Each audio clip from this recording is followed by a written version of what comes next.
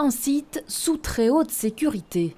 L'ancien siège de l'OTAN, occupé de 1967 à 2018, se transforme en palais de justice.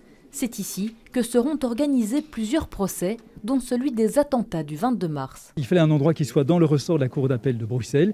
Il fallait un endroit qui soit suffisamment grand, suffisamment sécurisé, et il y avait peu de bâtiments aussi sécurisés que l'OTAN en Belgique, et aussi accessibles par les transports en commun. Et les anciens bâtiments de l'OTAN répondaient parfaitement au cahier des charges, et donc ça a été un choix qui s'est imposé relativement naturellement. C'est dans cette salle que siégera la Chambre du Conseil, dont la première audience est prévue lundi prochain. Distance de sécurité oblige, elle peut contenir jusqu'à 180 personnes. Il fallait encore sécuriser de plus à l'intérieur ce bâtiment. Et en même temps, il y a le défi de Corona qui existe. Donc il faut garder, respecter les distances. On a très bien travaillé avec aussi la technologie. Une régie a été installée, tout comme une cabine pour les interprètes. Les débats seront traduits dans 3 langues différentes. C'était surtout ici dans la salle d'audience même qu'on a dû réaménager complètement.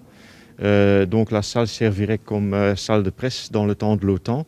Il y avait plein de petites constructions présentes ici dans la salle. On a donc dû tout enlever. Pour accueillir les parties civiles, 650 au total, 2 autres salles ont été aménagées. Elles se trouvent dans l'ancienne cafétéria. Si une partie civile, un avocat veut prendre la parole, il suffit de donner un signal à quelqu'un du greffe qui sera présent dans les salles de relais.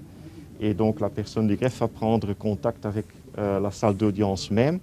Et donc la présidente qui préside l'audience va alors prendre une décision.